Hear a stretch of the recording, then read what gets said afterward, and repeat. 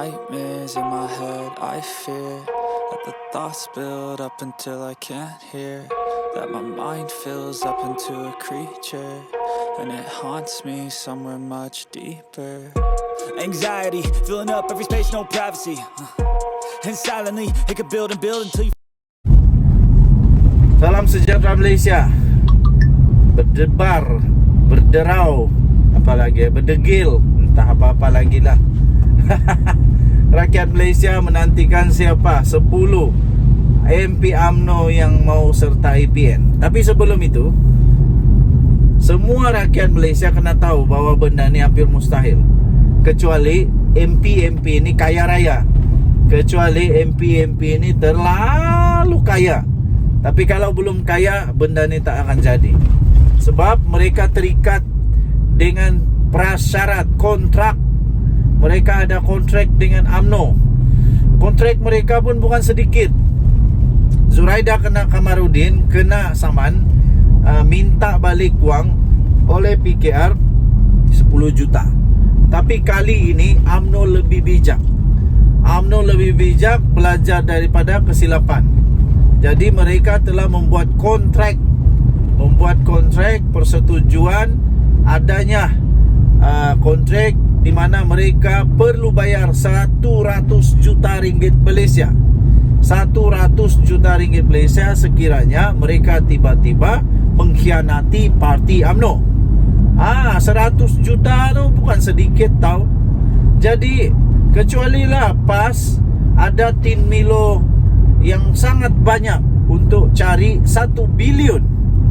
100 juta darab 10 orang, jumlahnya 1 bilion. Jadi saya pikir tidak logik untuk mau pujuk-pujuk MP UMNO ini sebanyak 1 bilion hanya untuk nak berkuasa. Daripada membazir duit begitu, lebih baik bersabar, tunggu sampai PRU 16. Barulah kita tengok siapa yang masih setia dengan UMNO, siapa yang letak jawatan, pergilah kasih bertanding di PAS. Begitu. Bayangkan 1 bilion itu, berapa banyak itu boleh dipakai untuk kemajuan di Kelantan, di Terengganu. Daripada pujuk ahli UMNO, MP UMNO masuk Perikatan Nasional, bagus ambil 1 bilion itu, kasih baiklah itu pipe, itu air di Kelantan. Ini susah-susah cari-cari derma 1 bilion pakai tin Milo lagi kah? Takkanlah paksa pula ahli-ahli PAS, ahli-ahli Bersatu, ahli-ahli Perikatan Nasional untuk kumpul-kumpul wang di dalam tin Milo untuk dapatkan 1 bilion. Tolonglah, janganlah pakai pendek akal. Ini menyusahkan rakyat, menyusahkan orang awam, menyusahkan orang yang tak mau terlibat pun dengan perkara ini. Yang peliknya, kenapa PAS mau betul? Kenapa si Hadi Awang, Tok Guru Hadi Awang ini mau betul lah berkuasa semula.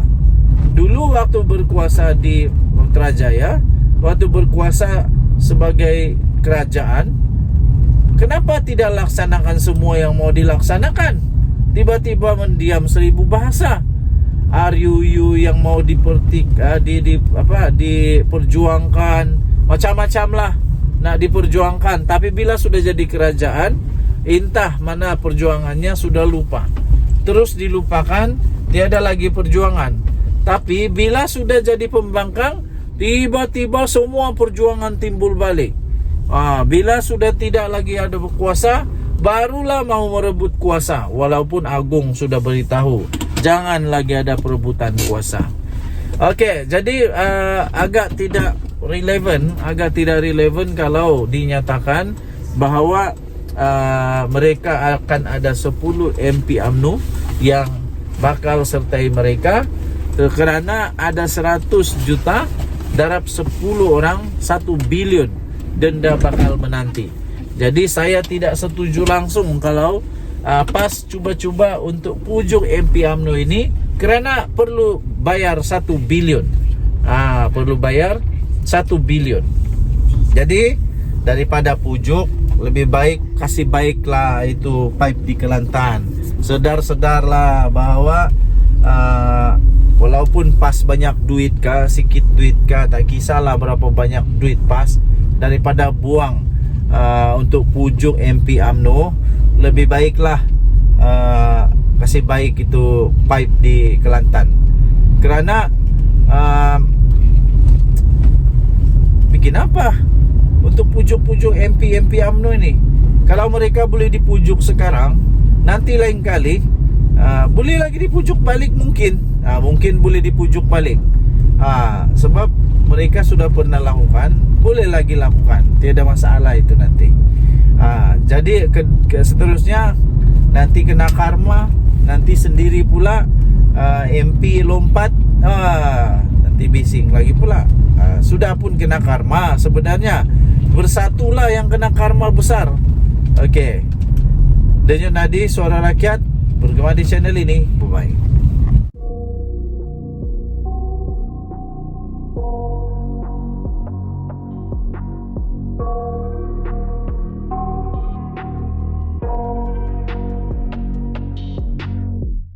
I got nightmares in my head, I fear that the thoughts build up until I can't hear, that my mind fills up into a creature, and it haunts me somewhere much deeper. Anxiety, filling up every space, no privacy. And silently, it could build and build until you... Salam sejahtera Malaysia. Salam sejahtera Malaysia. Selamat petang tuan-tuan dan puan yang dihormati sekalian. Ramai orang tanya saya, apa sebenarnya punca kemenangan PN PAS di Kemaman, dan adakah itu memang betul satu referendum rakyat? Saya ketawa dululah. Saya ketawa dulu bila kawan-kawan tanya itu, saya ketawa aja. Mana boleh itu menjadi satu referendum kah, satu indikator kah yang menyatakan bahawa itulah kehendak rakyat keseluruhan Malaysia? Mana boleh. Ini tidak adil. Ini tidak adil. Itu Allahyarham Tan Sri P. Ramlee punya dialog. Ini tidak adil. Ini tidak adil. Mana boleh macam begitu? Pertama sekali, kemenangan PN di sana itu memang sudah diramal kerana memang tempat itu adalah kubu kuat PAS. Tempat kubu kuat PAS. Kedua, yang bertanding itu Menteri Besar PAS. Jadi memang menanglah. Jadi nak kata itu adalah referendum rakyat, langsung tak masuk akal. Habis kenapa dulu tak pula diberitahu referendum rakyat bila PH menang di Pelangai? Macam mana pula tiba-tiba yang ini jadi referendum rakyat? Cuba kalau dulu di Pelangai itu pun adalah referendum rakyat, bukankah itu juga kemenangan untuk Pakatan Harapan dan Barisan Nasional? Jadi punca kemenangan PAS di sana, pertama, tempat itu adalah tempat PAS. Kedua, itu adalah Menteri Besar PAS yang menyokong. Ketiga, ramai orang tanya juga, habis kenapa bertambahnya itu penyokong kepada PAS? Kerana majoriti makin bertambah. Mudah saja yang itu, mudah saja. Sebab yang bertanding itu bukan Pakatan Harapan, yang bertanding itu Barisan Nasional. Jadi kemungkinan besar orang-orang Pakatan Harapan tidak turun habis pergi mengundi, mungkin begitulah. Dan ialah tidak dapat dinafikan, betul lah, mungkin ada kebenarannya bahawa orang masih belum boleh terima keadaan sekarang UMNO.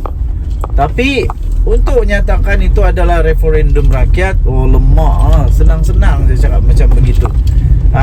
Lepas itu cubalah, kalaulah yang bertanding dulu itu bersatu, bersatu lawan PKR contoh macam begitu, baru kita boleh tengoklah betul-betul referendum rakyat ke tidak. Sebab yang selalu ambil kredit ini adalah bersatu. Walaupun Taqiyuddin Hasan tampil juga menyatakan perkara yang sama, berbanggalah dengan kemenangan dan sebagainya. Tapi untuk nyatakan itu adalah referendum rakyat, itu adalah keputusan rakyat satu Malaysia, seluruh Malaysia yang menyatakan bahawa mereka menolak kerjasama di antara PH dan BN, itu langsung tidak adil dan tidak masuk akal untuk dijadikan sebagai indikator untuk referendum rakyat. Mana boleh. Kalaulah dibagi tahu itu referendum rakyat, cubalah sila komen kenapa dulu di Pelangai waktu PAS kalah, waktu PN kalah, tidak pula kena cakap itu referendum rakyat. Jadi kalau betul lah referendum, mana kata sekarang kosong-kosong lah, kosong-kosong atau satu sama. Jadi belum tahu lagi referendum rakyat ke tidak.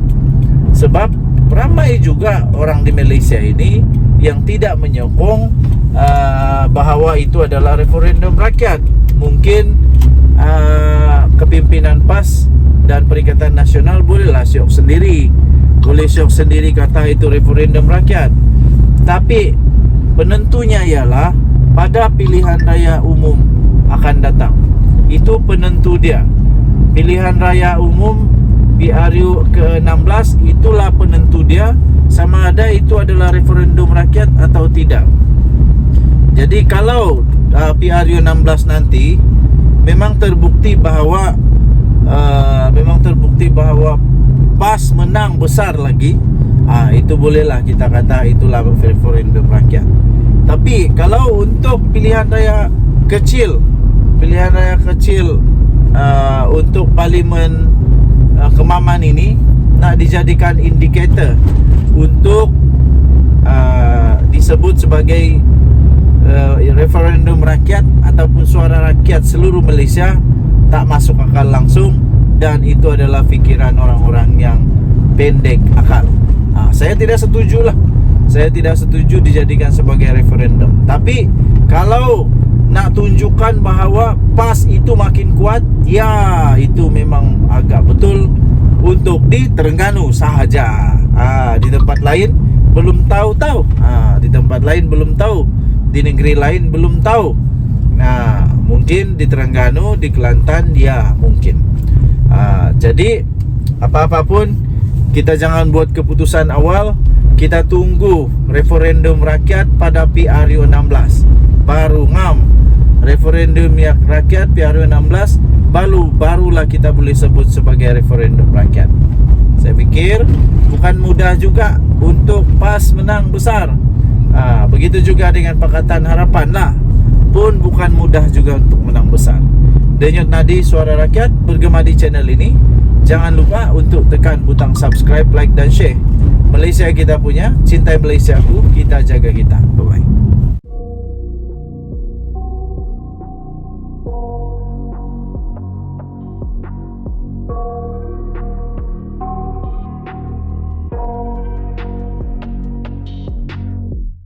I got nightmares in my head, I fear that the thoughts build up until I can't hear, that my mind fills up into a creature, and it haunts me somewhere much deeper.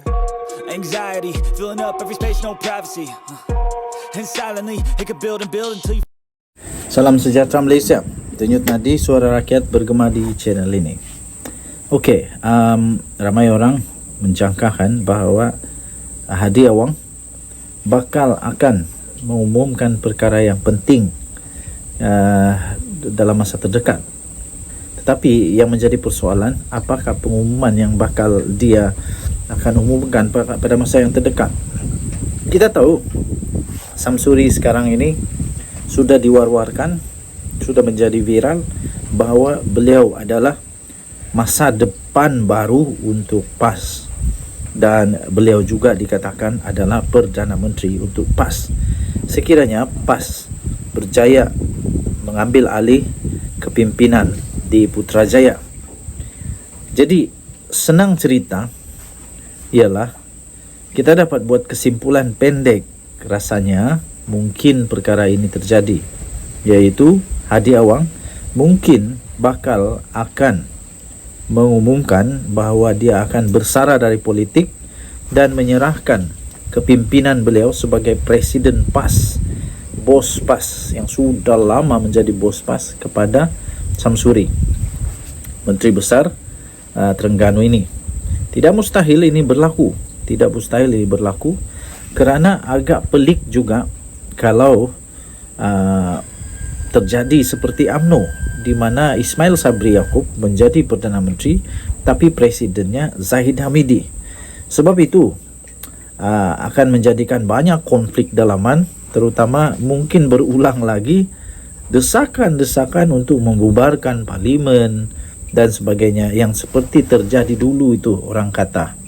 Orang selalu cakap bahawa itulah penyebab dibubar kerana ada desakan-desakan daripada bos-bos UMNO, walaupun tidak ada bukti yang terlalu kukuh itu disebabkan daripada desakan-desakan itu.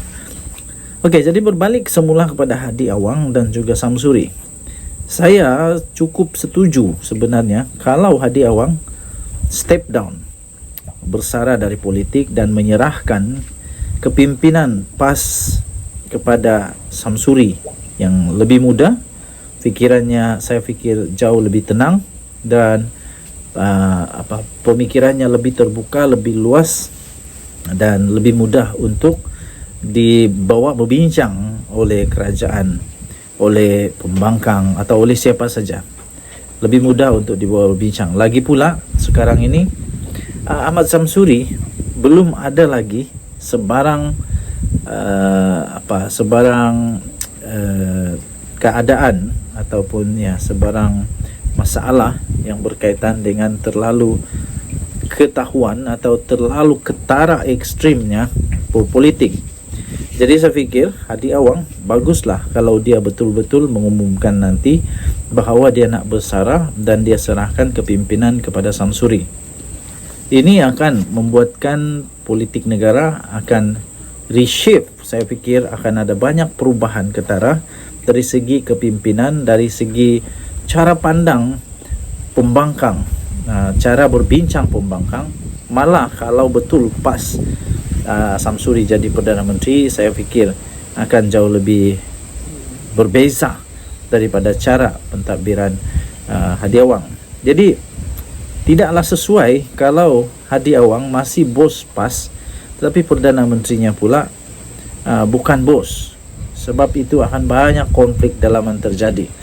Jadi kalau memang betul seperti yang diwar-warkan, seperti yang diteka-teka, seperti yang dijangka oleh ramai pemerhati politik, yaitu Hadi Awang patutlah untuk melepaskan jawatannya dan membiarkan ada tampuk kepimpinan baru, terutamanya kalau mereka memang mahu supaya Samsuri jadi Perdana Menteri. Saya fikir supaya tidak ada konflik dalaman, tidak ada kelainan pendapat, tidak ada perselisihan pendapat, lebih baik Hadi Awang letak jawatan. Begitu juga dengan yang lain-lain tu. Yang lain-lain kepimpinan lebih baik tukarlah dengan yang sesuai, yang ngam, yang ada chemistry dengan Menteri Besar Terengganu ini yang baru menang. Okey. So rasanya boleh diagak apa akan terjadi di dalam PAS. Boleh diagak bahawa kemungkinan dan hanya spekulasi saja, kemungkinan adanya perubahan kepimpinan, dan kita menyambut baik sekiranya memang ada perubahan dalam kepimpinan. Dan kita berharap sekiranya Samsuri benar-benar menjadi calon Perdana Menteri, kita mohon supaya beliau dapat mengubah sentimen, paradigma dan stigma masyarakat kepada PAS supaya PAS lebih mudah untuk diterima. Lebih mudah untuk diterima, tidak di label sebagai parti ekstrim dan macam-macam lagi lah label-label yang diberikan kepada mereka yang dilihat oleh ramai pihak lah. Jadi harap-harap kalau memang betul Hadi Awang akan meletak jawatan, Samsuri dapat membuat satu pembaharuan, reshape semula PAS, reshape semula Perikatan Nasional. Tahniah diucapkan kepada Samsuri yang telah menang di PRK Kemaman. Denyut nadi suara rakyat bergema di channel ini. Bye-bye.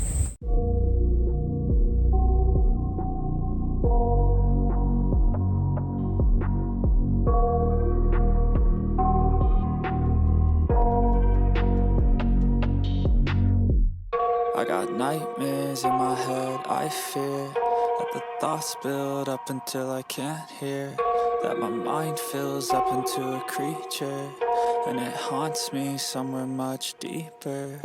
Anxiety, filling up every space, no privacy. And silently, it could build and build until you...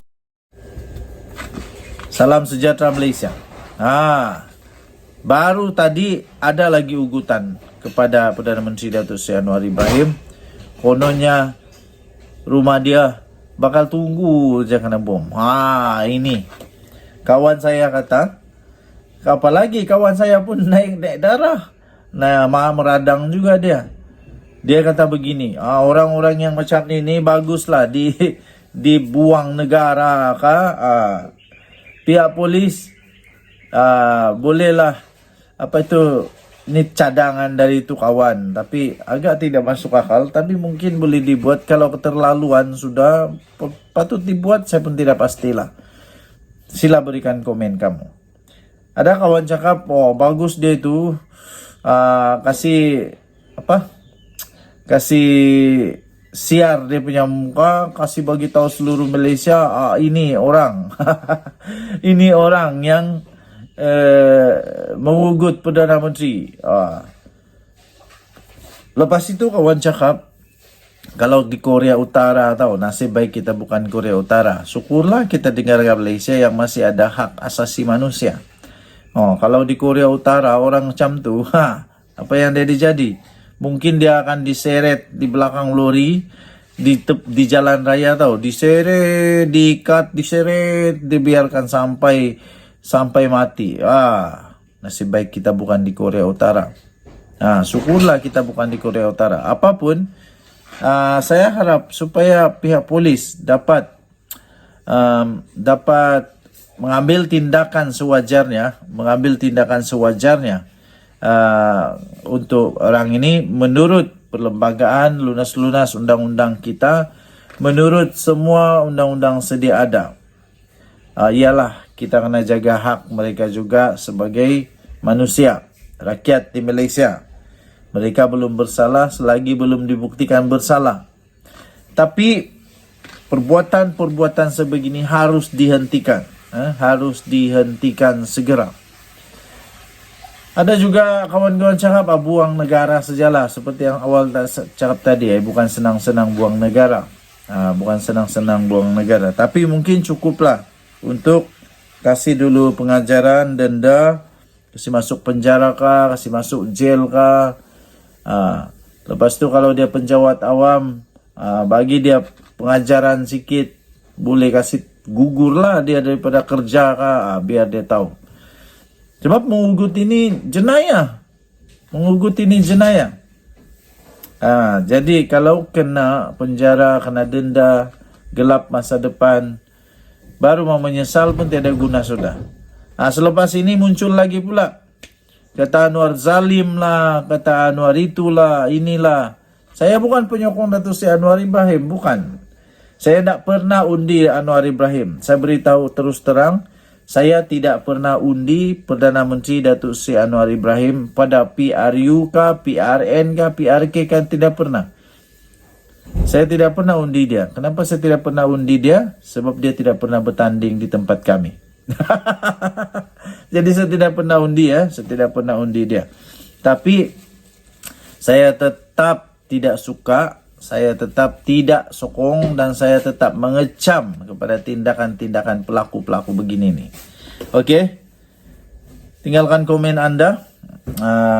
Harap-harap lepas ini jangan lagi ada orang-orang yang tidak cukup